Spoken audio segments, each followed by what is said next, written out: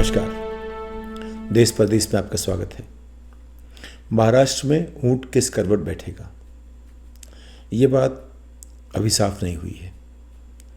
वहाँ जो खिचड़ी पक रही है वो कुछ इस बार धीमे धीमे पक रही है और उसके जो खिलाड़ी हैं वो दूर दराज से वार कर रहे हैं और अब शरद पवार के बीच में कूदने से उसमें कुछ एक नई स्फूर्ति आई है और एक नई संभावनाएं पैदा हो रही हैं। अभी आपने देखा कि जिस सूरत से एकनाथ शिंदे शिवसेना के विधायकों को लेकर सूरत चले गए, वहाँ से फिर रातों रात हवाई जहाज लेकर गुवाहाटी पहुँच गए। इसके पीछे पहली बात ये थी कि इसके पीछे था कौन। तो शिंदे ने एक इंटरव्यू में कहा कि उन्हें एक बड़ी राष्ट्रीय पार्टी का समर्थन मिल रहा है। तो शरद पवार ने कहा, भाई अगर राष्ट्रीय पार्टी है तो कितनी पार्टियां हैं, गिन लीजिए इलेक्शन कमीशन किनको राष्ट्रीय मानता है, उनमें देख लीजिए कौन पार्टी उनको सपोर्ट कर सकती है, और एक ही बचती है, उसका नाम बीजेपी। और इस बीच में जो संजय राउत जो हैं उनके प्रवक्ता शिवसेना के, उन्होंने ये बात कही कि अगर उनके जो असंतुष्ट विधायक हैं वो चाहते हैं कि शिवसेना उनके हिसाब से चले तो वो बात करने के लिए तैयार हैं। अगर वो चाहते हैं कि महाविकास अघाड़ी को छोड़ दिया जाए, उसके लिए भी तैयार हैं। यानी सबने संभावनाओं को बड़ा करने की कोशिश की है, उसका दायरा बढ़ाने की कोशिश की है और ये देखने के लिए कि ऊंट किस तरह बैठता है। तो अगर मान लीजिए अब शरद पवार ने कहा है कि इस बात को हम जो सदन में जाकर तय करेंगे कि हमारी सरकार का बहुमत है कि नहीं है। ये तो असम बैठ के तय नहीं होगा, कहीं और बैठ के तय नहीं होगा। उनको आना पड़ेगा सदन में, कहना पड़ेगा कि कहाँ खड़े हैं वो, शिवसेना में है कि नहीं है। अगर नहीं है तो भी उससे सरकार को कोई फ़र्क पड़ता नहीं है, क्योंकि अभी गणित ऐसा है कि उस गणित में भाजपा के पास उतने नंबर नहीं हैं। अब आज की स्थिति में देखिए क्या स्थिति है। एनसीपी के पास 52, कांग्रेस के 54 और शिवसेना के 55 विधायक मिला करके 152 जो उनके विधायक हैं उनसे उनकी सरकार बनी हुई है। तो उसके अलावा उनको समर्थन मिला के 18 एक लोगों का और समर्थन है। तो करीब मान लीजिए तो 169-70 के आसपास उनकी संख्या है। एक का मृत्यु हो गई, मान लीजिए 2 जेल में हैं, फिर भी उनके पास काफ़ी नंबर हैं। बीजेपी के पास सब मिला के 106 हैं। अगर उनको समर्थन मिल भी गया कुछ लोगों का, 8 एक लोगों का, तो 14 हो जाएगा। उनको लेकिन नंबर उनको 144 चाहिए, तो काफ़ी पीछे हैं। तो ये खेल कुछ तरीके से खेला जा सकता है। अगर ये खेल है तो ये है कि उसमें से कुछ लोगों को आप डिस्क्वालीफाई कर दीजिए विधायक के नाम पर, या किसी भी तरह से उनको आने मत दीजिए। कोशिश कीजिए कि जो भी लोग आएँ उसमें से आपका आधा प्लस 1 वोट मिल जाए आपको। उससे सरकार तो गिर सकती है, लेकिन क्या सरकार बन भी सकती है उससे? तो उसका अगला पड़ाव होगा कि आप उसका विधानसभा को भंग कर दीजिए। लेकिन अगर आज विधानसभा भंग करने की बात करेंगे उद्धव ठाकरे, तो राज्यपाल कह सकता है कि आपके पास मेजॉरिटी नहीं है, वो प्रूव कीजिए आपके पास मेजॉरिटी है कि नहीं, उसके बाद ही बात मानेंगे। क्योंकि राज्यपाल जो मुख्यमंत्री की बात तब मानता है जब उसके पास मेजॉरिटी हो, और जब मेजॉरिटी नहीं होती है तो सत्ता अपने आप में एक ऐसी स्थिति में होती है कुछ नहीं कर सकती। तो अगर राज्यपाल उनका है तो उनकी तरफ चला जाएगा, नहीं तो नहीं जाएगा। तो अब स्थिति ये है कि सब मिला के कांग्रेस कहती है कि जो भी होगा हम बाहर समर्थन करेंगे, अगर जरूरत पड़ेगी तो बाहर उद्धव ठाकरे करेंगे। तो सब उद्धव ठाकरे के साथ हैं, ये बात सब मान रहे हैं कि उद्धव ठाकरे ने सरकार अच्छी चलाई है, सब मिला के औरों से अच्छी चलाई है। अच्छे सबसे अच्छे हो ना हो, उनका गवर्नेंस औरों से अच्छा रहा है।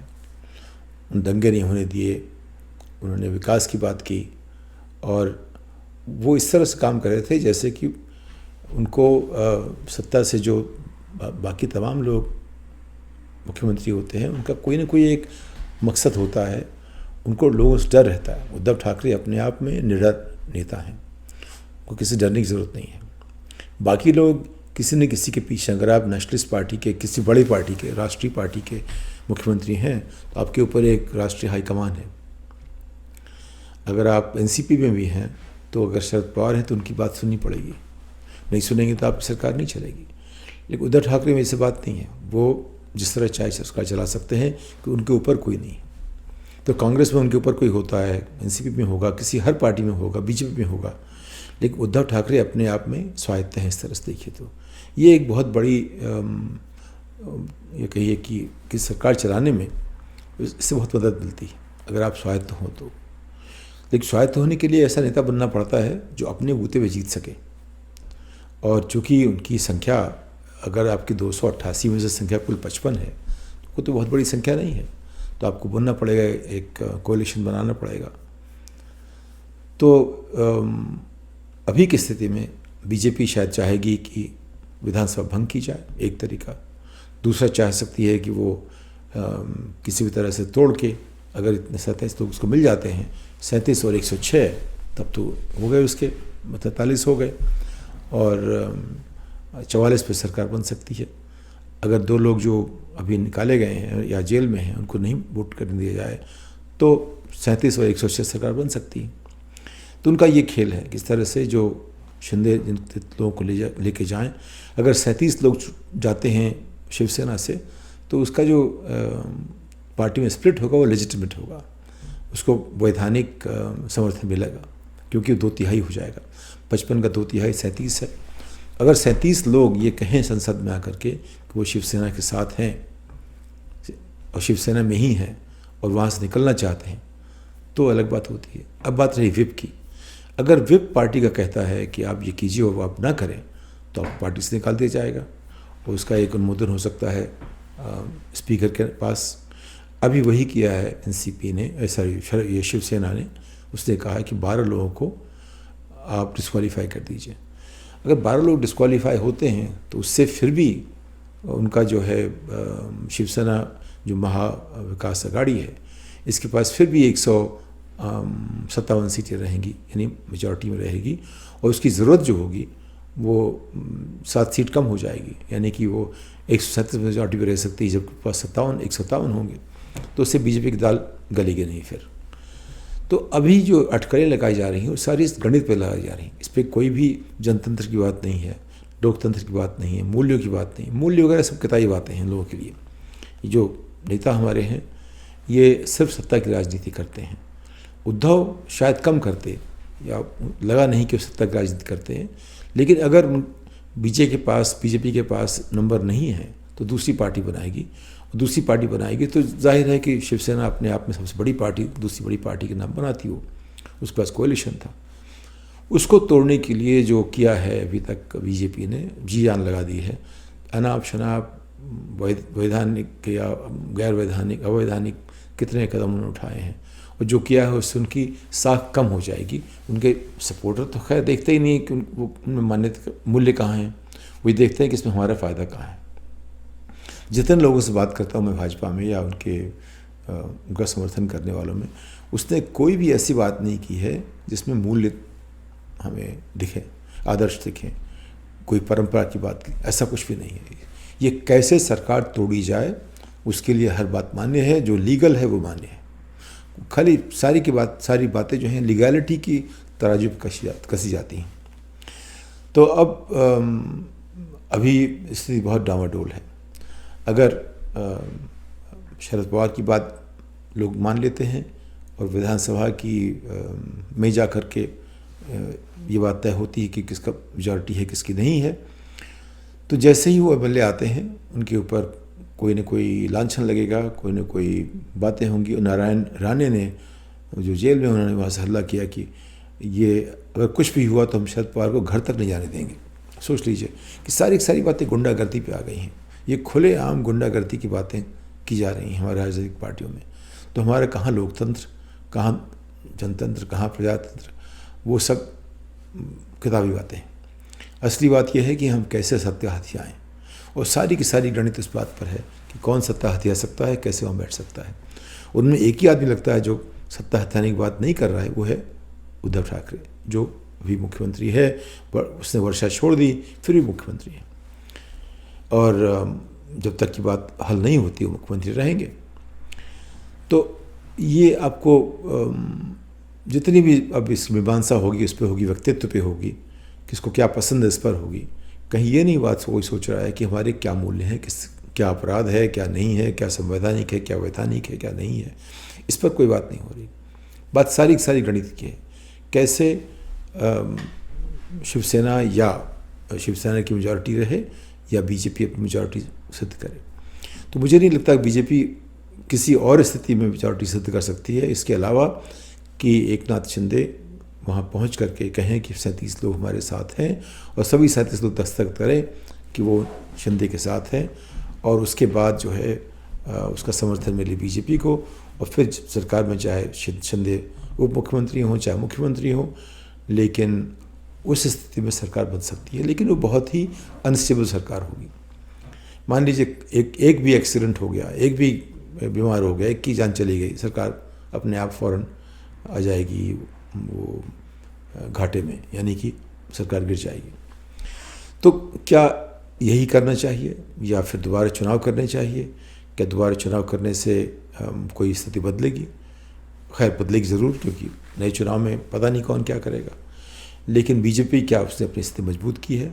इसमें कौन मजबूत हुआ है? मुझे तो लगता है कि उद्धव ठाकरे ने अपनी व्यक्तिगत स्थिति थोड़ा मजबूत कर ली है। लेकिन शिवसेना का क्या होगा? शिवसेना कैसी पार्टी है? शिवसेना और तमाम तरह की पार्टी की तरह की है कि नहीं है?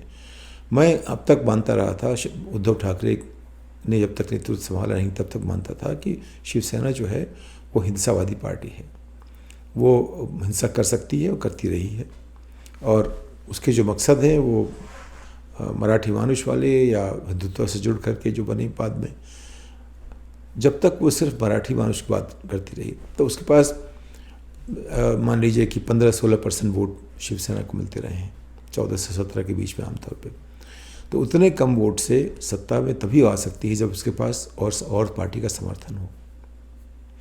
और एनसीपी की स्थिति ये है कि ये सभी पार्टियां सरकार बना चुकी हैं, पहले बीजेपी सरकार बना चुकी है, आप देखा कि शिवसेना बैठी है, पहले एनसीपी सरकार चला चुकी है, कांग्रेस चला चुकी है, तो सभी सरकारें चला चुकी हैं। और सब में जो है सिर्फ कांग्रेस ने शुरू की थी जब उसकी सरकार सिर्फ अपनी पार्टी की सरकार हुआ करती थी, बाकी सब की सरकार कोalition की थी। शिवसेना हमेशा बीजेपी के साथ ही कोalition में रही है, उससे अलग बना नहीं सकती थी। तो अब शिवसेना को ये एक तो उसको स्वाद लग गया है कि चाहे बीजेपी हो, चाहे एनसीपी हो, चाहे कांग्रेस हो, वो सरकार में रह सकती है। तो उस हद तक तो ये दिखता है कि सभी पार्टियों को आदत हो चुकी है कोalition में और उनके साथ सरकार बनाने की। तो अब यहाँ कोई नीति नहीं है, कोई विधान नहीं है, सारी बात इस बात पर है कि कौन कितना सफल होता है जोड़ तोड़ करने में। तो ये जो गणित है, ये जो राजनीति के लोग समझते हैं और हम लोग सिर्फ उसको पर्दों पे देखते हैं, टीवी पे देखते हैं, अखबारों में पढ़ते हैं, लेकिन जो राजनीति के लोग हैं, जितने विधायक वगैरह हैं, वो सब इसको अच्छी तरह जानते हैं, बिना सोचे उनको ये गणित मालूम रहती है। तो अब ये जो लड़ाई है वो एक बहुत बड़ी पार्टी जो भाजपा है उससे और शरद पवार और उद्धव ठाकरे के बीच की है। कांग्रेस बेसिकली उस पर बहुत छोटा सा रोल अदा कर रही है, क्योंकि उसकी भूमिका आवश्यक ज़रूर है, लेकिन जब पूरा आप खेल देखते हैं, बिसात देखते हैं, उसमें उसकी भूमिका एनसीपी और शिवसेना से छोटी है। तो अब ये देखिए ऊंट किस करत बैठता है। लेकिन इसमें जो है बेसिकली भारतीय राजनीति के रंग दिख रहे हैं आपको, इसमें आदर्श नहीं दिख रहे, इसमें भारत का भविष्य नहीं दिख रहा, और भविष्य दिख रहा है तो बहुत ही भयावह सा है, या कहिए बहुत बेसिकली दयनीय सा है। ये तो या दयनीय है या भयावह है, लेकिन भविष्य दिख नहीं रहा इसमें हमें। इस बात के साथ अगली पायदान तक विदा लेता हूँ। नमस्कार।